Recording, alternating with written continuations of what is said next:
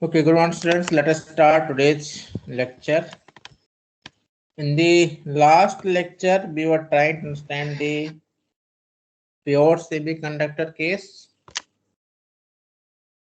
So we saw there that initially at 0 degree Kelvin, all the electrons in the semiconductor, they are bounded, and if there is some excitation coming from somewhere, then that can give energy to the valence electrons and may release the electron hole pairs.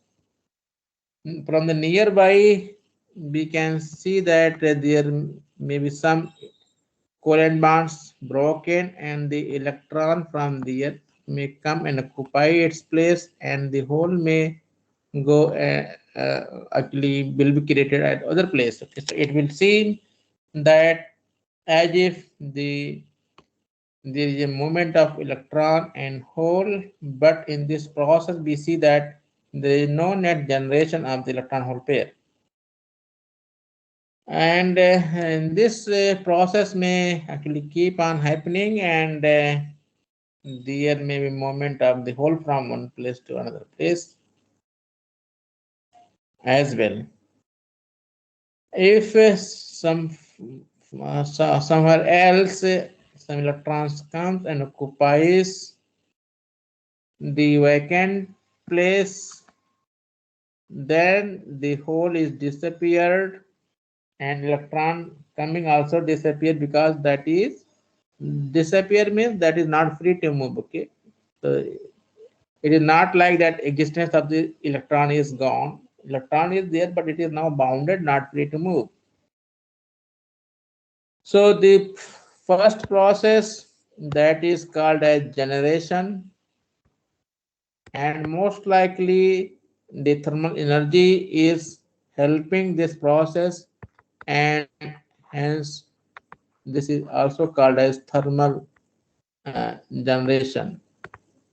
Okay, the second process in which the electrons comes and occupy the vacant place, and the electron and hole both disappear, this is called as recombination. So both are actually thermodynamic process, and because that is induced by the thermal energy, so this keeps on happening. Okay, due to the thermal energy, the electron hole pairs may keep on generating, and also the reverse process may also be keep on happening, that some of the electrons may go and somehow they may lose energy and occupy the vacant places and thereby disappear. So that is recombination. But at any temperature, non-zero temperature, if the temperature is non-zero, then we shall see a net electron hole pair, and their concentration is given as intrinsic concentration and represented by Ni. This is what the intrinsic carrier concentration we mean by here. Next, we shall see extrinsic or impure semiconductors. So extrinsic in this semiconductor, if we introduce some impurity in a pure semiconductor, then that becomes impure, and that is called extrinsic semiconductor. So depending on the kind of addition of the impurity, we have mainly two types of resulting impure semiconductors. One helps to induce the positive charge carriers like things, and another, and they induce negative charge carriers. So the first type of impurities, they actually are boron, aluminum, gallium, indium, and they come from the third group of elements from the periodic table. And because they induce the so-called as holes which are having positive charges, and so it's called as p-type. Another is the elements like arsenic, phosphorus, antimony, bismuth. These come from the fifth group of and they tend to introduce negative charges, that is electrons, and hence they are called n-type. So we have now p-type impurities and p-type semiconductors and n-type semiconductors. So p-type semiconductors, let us see one by one here. Suppose we introduce some impurity here like aluminum into the pure silicon. So blue circles, they show the silicon atoms, and this is a aluminum atom which comes. So these come from the third group. Some third group elements means in the outermost orbit we have 3 electrons, but we see here that in a silicon lattice, each silicon atom is surrounded by 4 silicon atoms. So the way we can introduce this impurity is that suppose here it was a silicon atom earlier, so we introduce aluminum, so silicon atom was displaced by aluminum and it is now sitting at this point. So silicon is removed from its place and aluminum occupies its place here.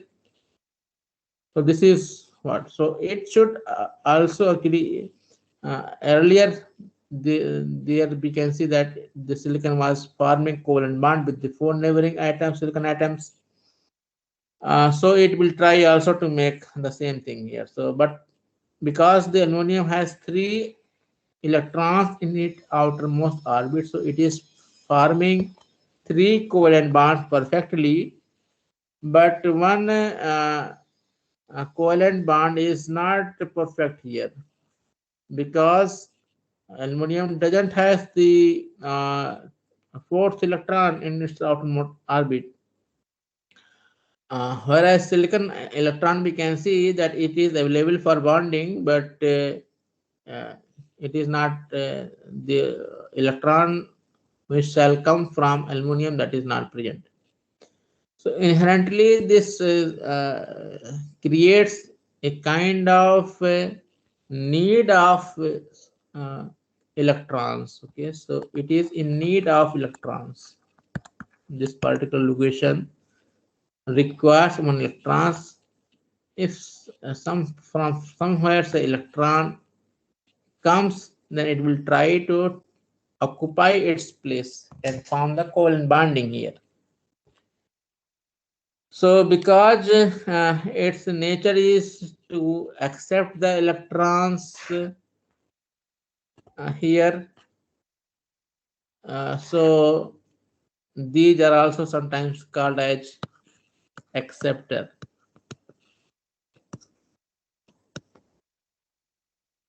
atoms. Okay. So they tend to accept the electrons. So if says from somewhere some electron comes and occupies this location, then from where the electron has come or was freed, at that location, say here maybe a deficiency may be created which will try to say accept the electrons again. So we will see that we can see that the hole may also actually change its location, and we count this change in location of the hole as hole transport. Okay, so hole can also move Okay, hole moves and that carries a tendency to accept the electrons, that is, it is positively charged. So the associated uh, uh, charge with this hole is positive, unit positive charge.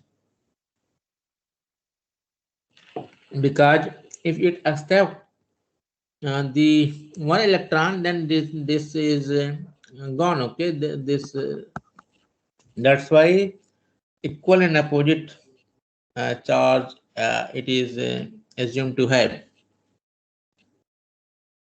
Okay, so this is how B cell C this case here. Whereas sir yes, sir 0 kelvin पर भी extrinsic में charge carrier रहेंगे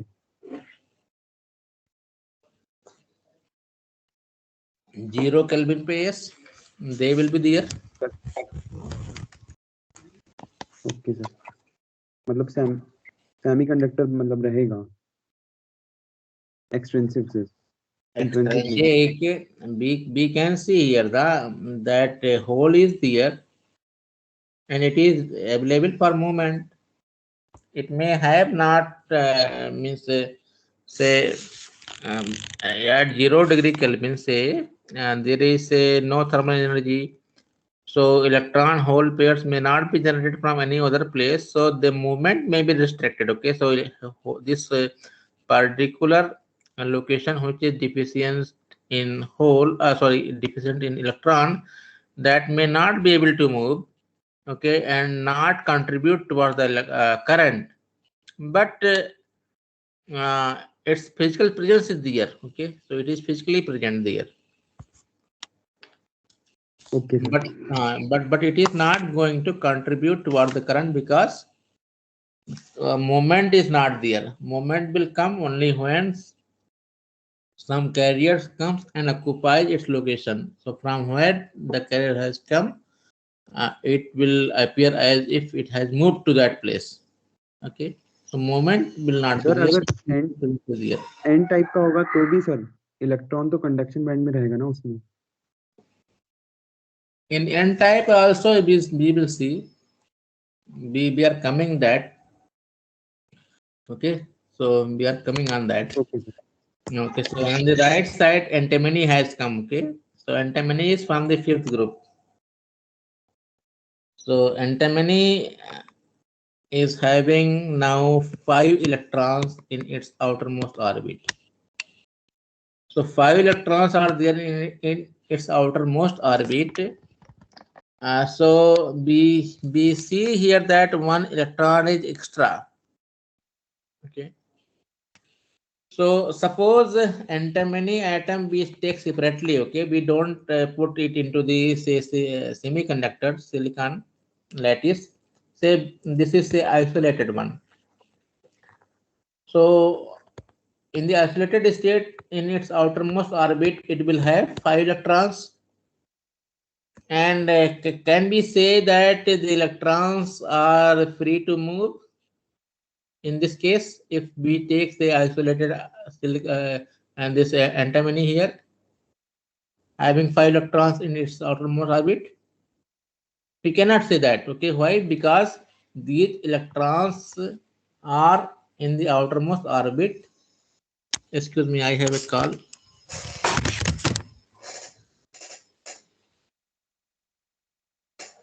Hello.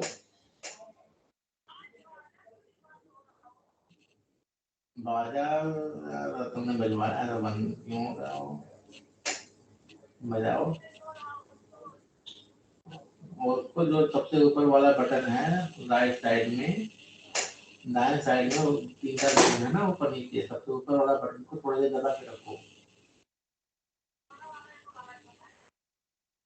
Right side में है ना ये 3 4 button एक साथ है ऊपर नीचे हाँ सबसे ऊपर वाला बटन थोड़ी देर दबा के रखो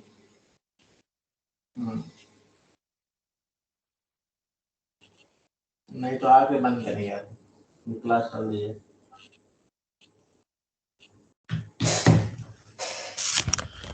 Okay, sorry for disturbance. So we were here that if we take isolated antimony here, then the 5 electrons, they are bound to the atom. They are not free to move until unless we give some energy to these electrons to come out. So is the case here. Antimony atom is coming and sitting at the silicon place, but and out of this 5 electrons, 4 electrons actually they participate in covalent bonding with the neighboring 4 silicon atoms, but 1 electron is not bounded, not forming the covalent bond. So 1 electron actually is going to have the tendency to move into this crystal. Okay. So, but can we say that electron is moving here and there? No. Why? Because antimony, this electron is bounded to the antimony atom. Okay, so electron is not free to move until unless we give some energy to these electrons and make them free. I think this should be clear. So antimony, okay, these electrons are now bounded to this element here, of which they belong to. So we must provide some energy so that they come out of their orbit and are free to move. So the good thing is that the energy required for this electron to make free, that is small. That is not too large. That is very small. For the silicon lattice, this energy is quite small. So they will appear as if they are free if we impart that energy to these electrons here. So again the thermal energy comes into the picture here. If we again give some energy to these electrons, then they will be ready to move here and there. If the question was that if the temperature is 0, will the electrons will be free? No. Again, these electrons are going to be bound with the parent atom, that is antimony over here. So they are not free to move until unless we give some energy to these. So is the case for the holes from the third group of elements, and also we can see the similar thing to happen with the electrons or the fifth group elements.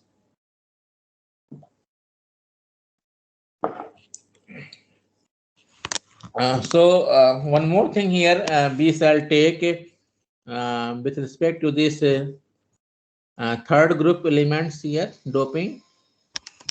We have seen that holes in this which are here, they move from actually within the valence band. Actually, we can see that electrons from neighboring valence band which was bounded, and that breaks and occupies this whole location, and this whole location appears at its previous place, say like this. So in this here, the electron in hole which moves is within the valence band, say.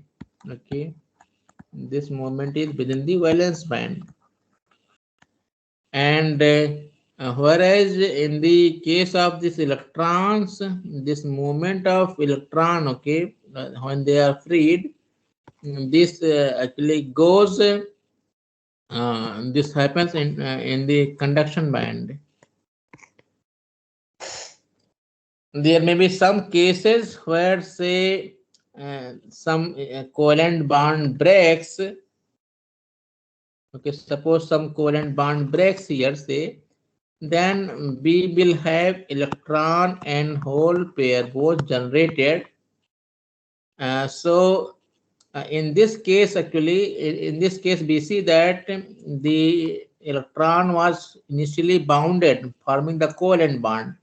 So when this was forming the covalent bond, this was in the valence band. But after electron hole pair generation, electron goes into the conduction band. Electron goes into the conduction band, whereas the hole, that is the vacancy created, is going to happen in the valence band. Okay, so so we see that the hole resides in the valence band, and electron goes into the conduction band when electron hole pair is generated. Whereas within the when we see the hole moment, then the whole moment we see to happen mostly in the valence band, and the electron movement happens in the conduction band. Okay, so these are some of the remarks here.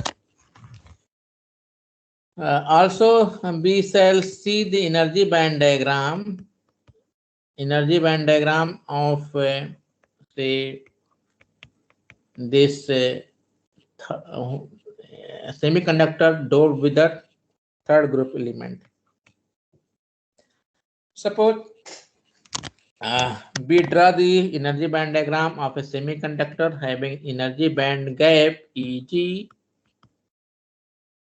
Ec and Eb that we are showing over here is the conduction band edge and valence band edge respectively of that particular semiconductor. Now the third group element which we have adding, its energy is actually very close to this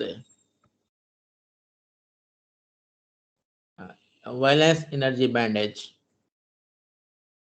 Okay, so because of this, this is say the energy of valence energy band edge of this aluminum. Okay, so say this is corresponding to aluminum valence energy band edge, and this previous one, this is say that of the silicon. Say so this is very close. Okay, so by a small energy, thermal energy, and we see that the electrons from this valence band of silicon may go and occupy this place like this aluminum. Okay, so so what will happen due to this? The hole is going to be created here in the valence band of the silicon. We see a hole is created. Similarly, if we see here in the case of fifth group element doping, then energy band diagram, say we draw here, say EB of silicon, say it is, and this is EB EC of the silicon. And again, energy band gap is easy for this. In this case, we see the because one electron is extra here, so the conduction band BC, conduction band of this fifth group element is very close to the silicon conduction band edge. So this dotted line is the conduction band edge of say antimony here, which we are taking in example. So the electrons are here.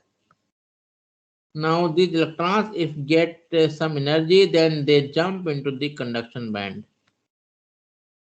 So electron becomes available in the conduction band of the silicon. These electrons.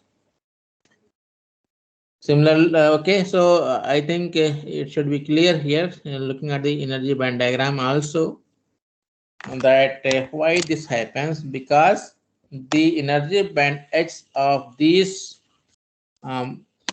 impurities which are being mixed, their valence band edge or conduction band edge are closer to the valence energy band edge are this EC of the silicon. Okay, so that's why we require only very small energy to make the holes to appear or electrons to appear. So just symbolic illustration over here.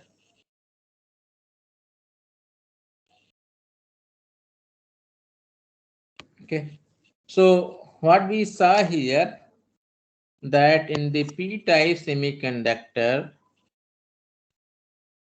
the electrons which were here, the electrons which are here forming the covalent bonds, they get thermal energy as temperature is raised. They break the covalent bond and come into this valence band of this third group elements here. So they bound here and hole is created here in the silicon valence band. Okay, so these are the holes which are created, and these electrons now are bounded by forming the covalent bond with the silicon atoms, neighboring silicon atoms. Okay, so in the impure p-type extrinsic semiconductor, we see how the holes comes into existence. Similarly, we can see how the electrons comes into existence in the n-type semiconductor. So in the n-type semiconductor, the electrons are there in the conduction, in the are bound to this parent atom of the n-type dopant, which we have seen to be from the fifth group of elements. So if they get some energy, if we give some energy to them, then they actually will jump and come into the conduction band of the silicon. Okay, so these electrons will just appear in the conduction band. So as temperature is raised, then these electrons, okay, which are loosely bound, we can say, which are loosely bound to the parent atom. The example of antimony we have seen. So is the response of the phosphorus and arsenic as well. So electrons appear into the conduction band and they are easily available for conduction. Okay, so just we have seen here the extrinsic semiconductors. That is of two types. One tends to induce the electrons and another tries to induce the holes. The former is called N-type semiconductor and the latter is called the P-type semiconductor. The intrinsic carrier constitution which we have seen is mathematically given by this equation here, which is a function of absolute temperature T cube and EG0. Actually, this EG0 is the energy band gap at 0 degree Kelvin.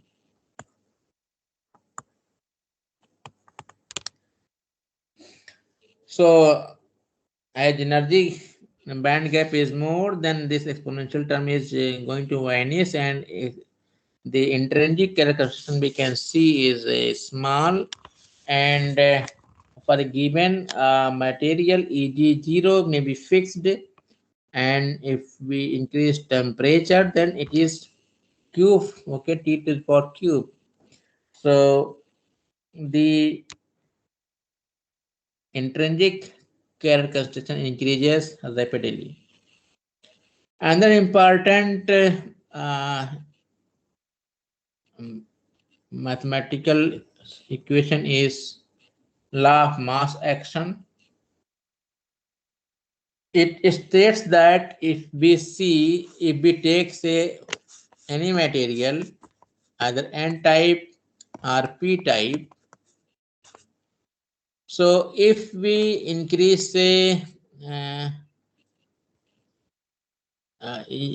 type doping, okay, so we shall see that electrons will be increasing in number. In the similarly in the P type material, the whole concentration will be increasing. So it is what is the overall effect of this. We shall take one example here and then comment on this. Suppose we take N type semiconductor over here. Okay.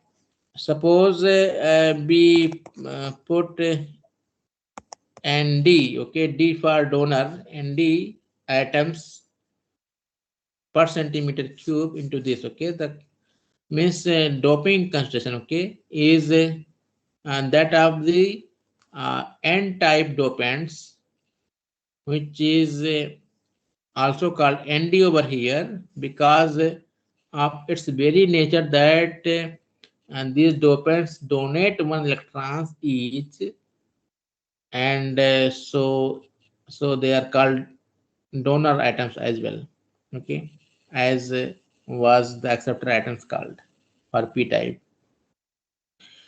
So if suppose initially there is no doping, intrinsic semiconductor we have some temperature, then we will see that there is intrinsic carrier concentration, and it is going to give the same number of electron and hole concentration, it means, okay.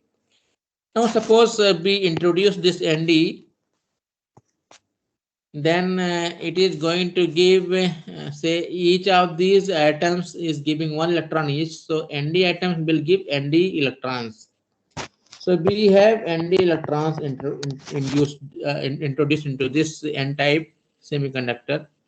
So we see that N electron was already there in the intrinsic semiconductor, and now ND atoms are okay introduced give ND electrons more, okay.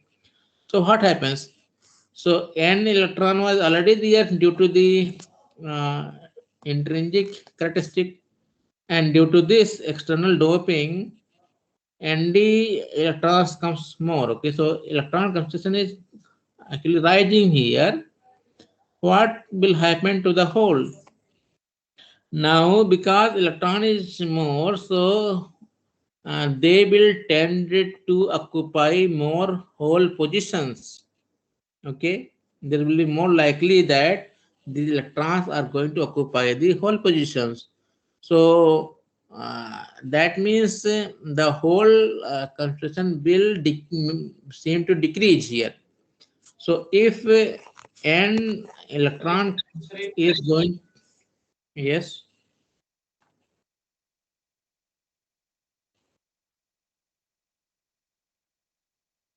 Any question?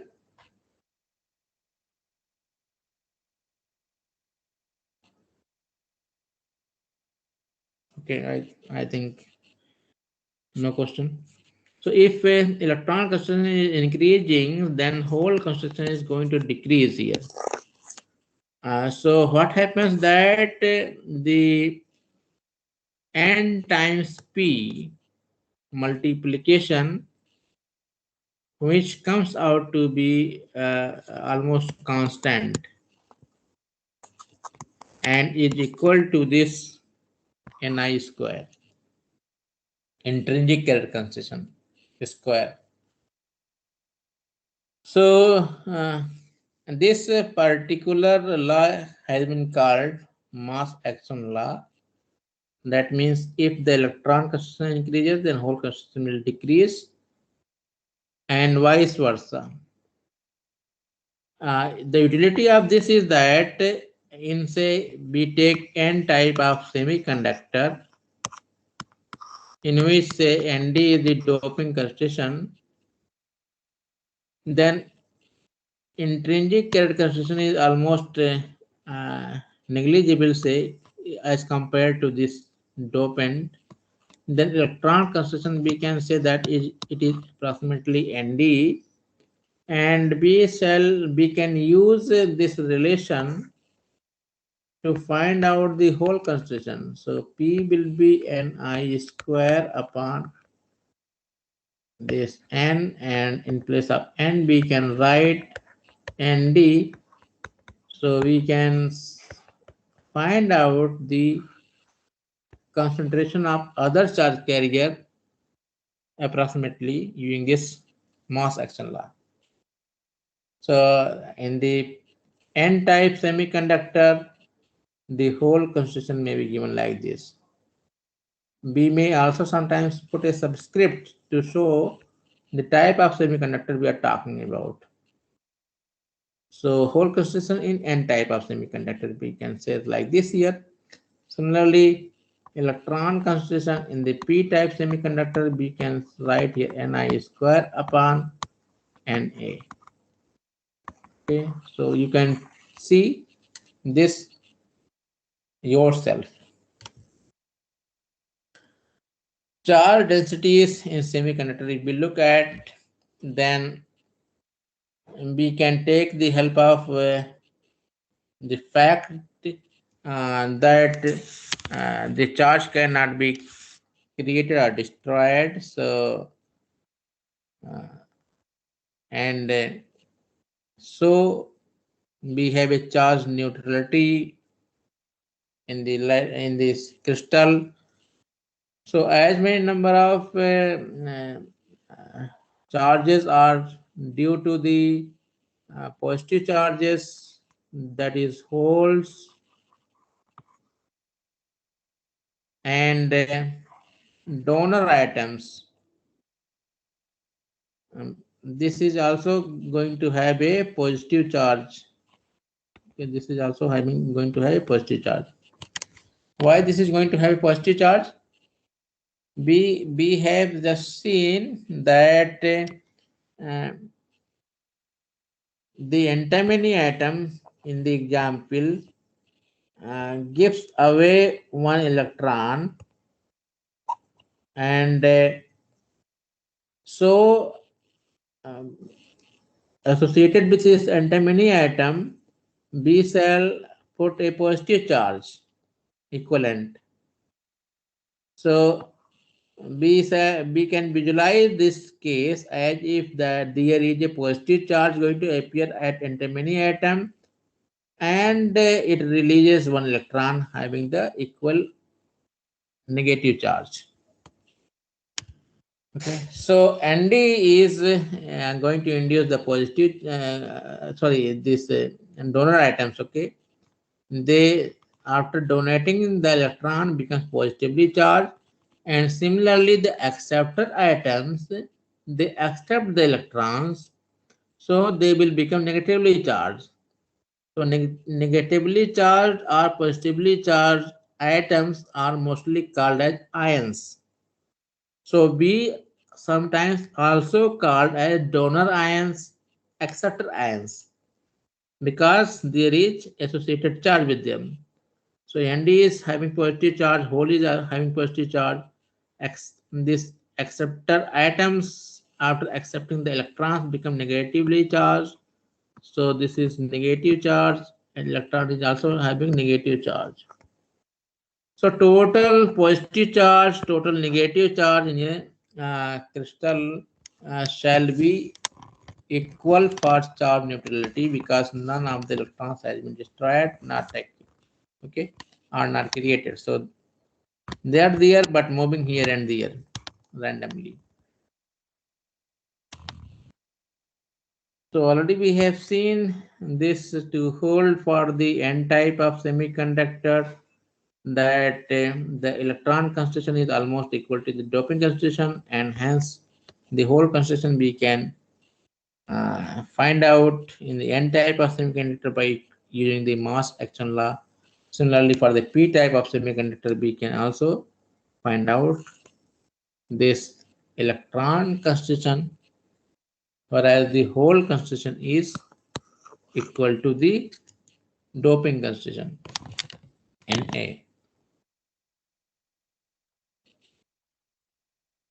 Some more electrical properties of the semiconductor we can see.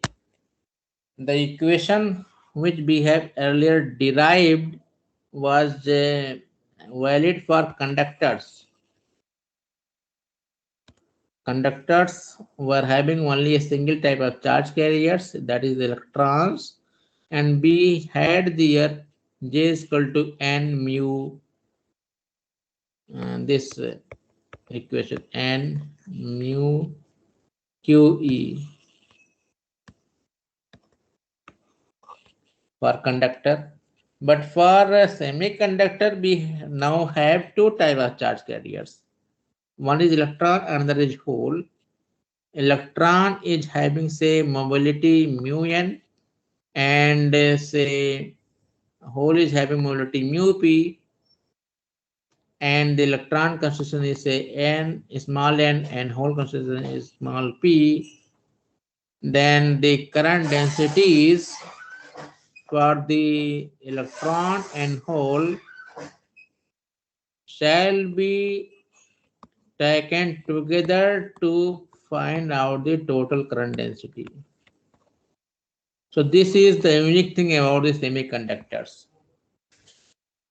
that we have the current density or current due to the electrons and current due to the holes separately, though they seem to be the single one, but it is the two different means one, we can say that quantities. Okay, so we have seen that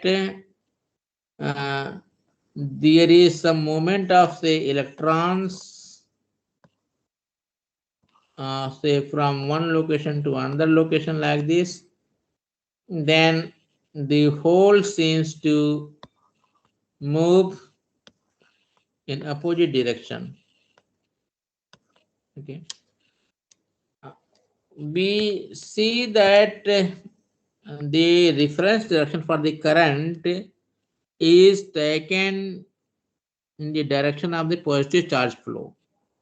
Okay, so the current flow shall be taken with the direction of the whole movement and to opposite to that of the electron movement. So the current actually due to the electron or hole movement are in the same direction, as we can see, and shall be added together like this. Although they move in the opposite directions, but the resulting current due to these are in the same direction, and hence they are added. So corresponding, say, if okay, the current component with respect to the electrons are say this one, and this is with respect to the holes, they are added together to find out the overall.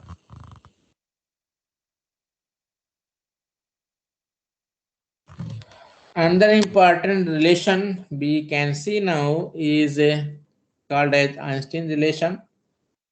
This is due to the fact that the diffusion constant dP and mobility mu p, these are statistical thermodynamic phenomena and are not independent but are related with each other such that their ratio, okay,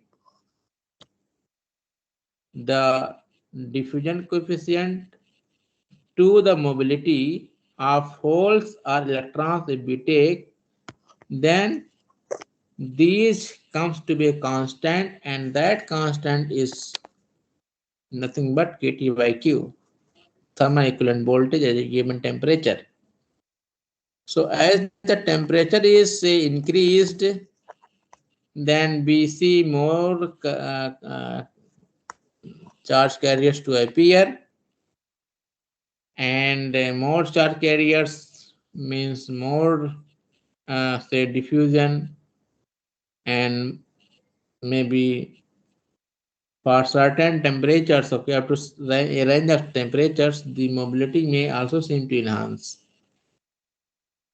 So, but the ratio of these two quantities remain a constant, because both of these quantities generate are due to the thermodynamic thermal energy. The total current we can also now write Sir? for yes, sir वहाँ पे Q क्या है?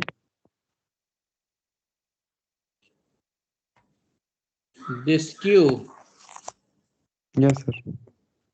This is unit charge. Okay, always we are talking about unit charge. Q here in this course shall represent the unit charge. Okay, that is possessed by the electrons or holes. 1.6 into 10 power minus 19 coulomb. K, small k is the Boltzmann constant, and capital T is the absolute temperature in kelvins. And BT we have discussed earlier that it is thermal equivalent voltage. Okay. Okay. So essentially, actually,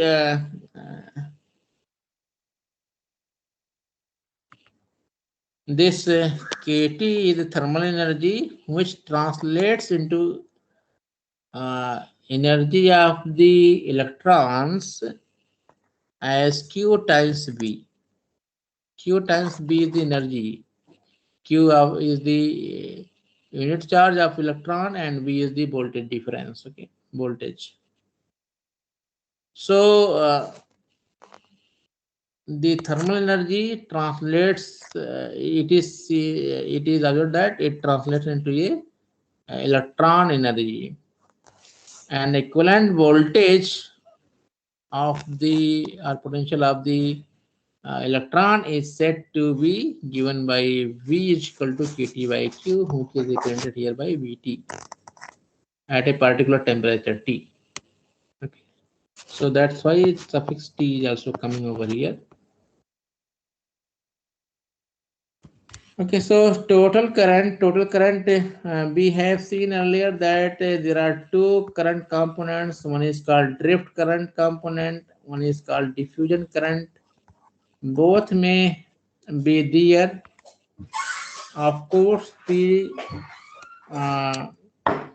source of these currents are different. Okay, the source of the diffusion current is due to that concentration gradient, whereas the source of the drift current is the forced flow of the charge carriers under the influence of external field E.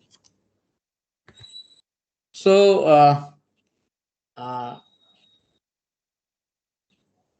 the total current due to holes can be given by this here, drift current plus diffusion current, and similarly the total electron current can be given by this. Okay, so in electron current we can see that there is a positive sign, whereas we can see there is a negative sign in the hole. Okay, so one can reason about this why at one place positive is coming. Okay, so one can understand quite easily here. I drift plus I diffusion. Okay, so one can say that we are adding these two quantities, so the plus is coming. So why it is negative here in the second, in the first case, holes is. Okay, so think about that. If you are not able to find, then we shall discuss. Another important equation in semiconductors, which is valid and is useful in manipulations, is continuity equation.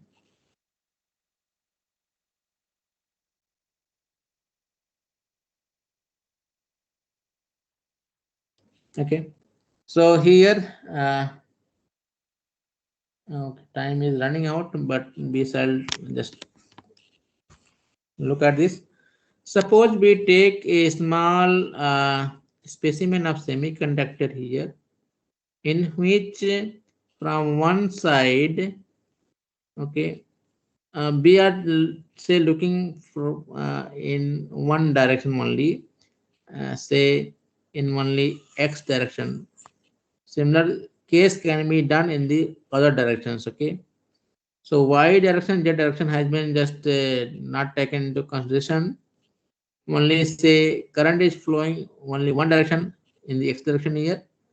Say current is entering at the left face is IP, and say current leaving from the right face is IP plus DIP. Face area is A here, and it is given that this specimen is cubic in nature and is having the concentration of the charge carriers P holes per meter cube. So we can see here that in this assumption that IP is entering into this, and IP plus a small amount DIP is leaving. So what we can see that an extra current is coming out. So extra current may be counted as loss of the charge carriers from inside of this volume. So we can see a decrease in hole concentration per second due to this IP coming out. That is actually IP plus DIP. Should have been DIP. Okay, DIP is extra current which is coming into. So DIP is actually an extra amount of it is carrying an extra amount of charge carriers bits. So supply is less, okay, and the amount of current coming out is large. So it is said that it is due to the hole from the within the volume which is coming out. Okay.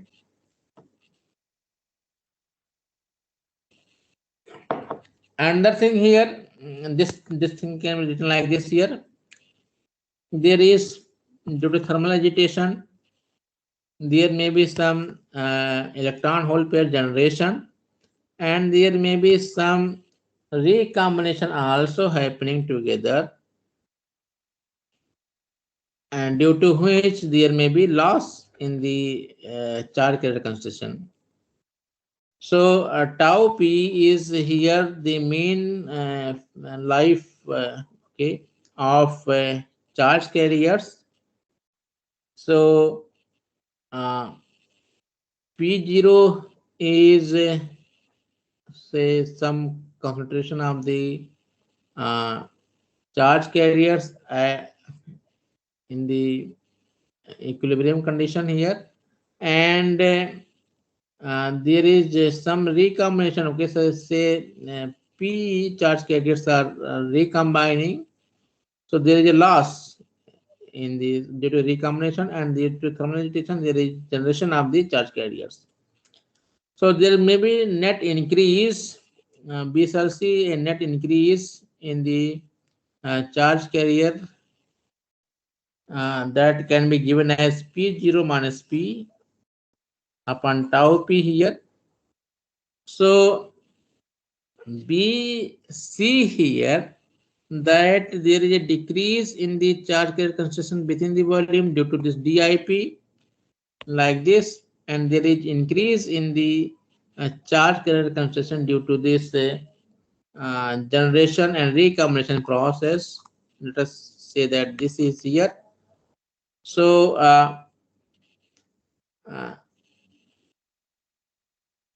so we can see that since charge can neither be created nor destroyed, the increase in holes per unit volume per second, if it is there, del P by del T, we can say to be given by this here. So net generation minus net loss due to the current flow will be coming in terms of the current here. Okay. So this gives us the continuity equation, and if the net rate of generation of charge carriers is say equal to 0, then we shall have this P0 minus P upon tau P to be equal to 1 upon Q dJP upon dx. Okay, so in equilibrium we may have this condition. This is nothing but the continuity equation. It is important when we try to manipulate the semiconductor devices. Okay, so I think most of the things will not be now. Actually, these things, okay, makes the basis of our further discussion. So in the next lecture, we shall start to look into the PN junction kind of thing, because we have seen the p-type semiconductor, n-type of semiconductor. There are some of the properties, the how we can calculate the currents is of these things we have seen so far. Now we are in a position to advance in the course and discuss the our first device, PN junction, in the next lecture. Okay, so thank you all. We shall stop over here and continue in the next lecture. Hello, Thank sir. you, sir. Can you share the PPT of these lectures? PPTs that they are not so great. Okay, so PPTs are still in formation